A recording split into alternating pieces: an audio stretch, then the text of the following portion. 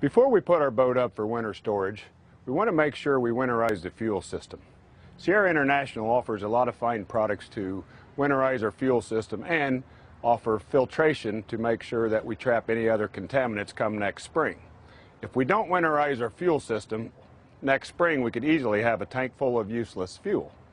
So let's talk a little bit more about why do we winterize fuel. One of the situations we're going to encounter is in the winter time we have a lot of temperature change which can cause a lot of condensation. The other issue, as probably everyone's heard, is ethanol blended fuels, E10. What we have is two main problems, solvency, and the other problem is phase separation. Phase separation is one of the main issues that we're really going to encounter through winterization.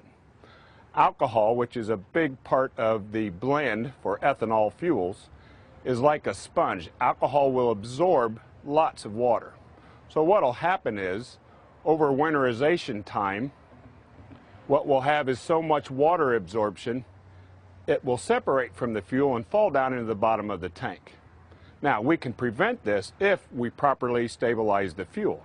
Now, when you treat the fuel system, always read the instructions.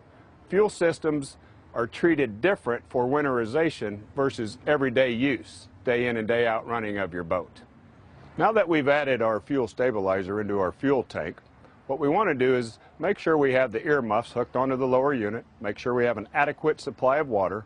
What we want to do is start the engine, warm the engine up. That'll ensure that stabilized fuel will go through our carburetor and or injectors, whichever the case may be.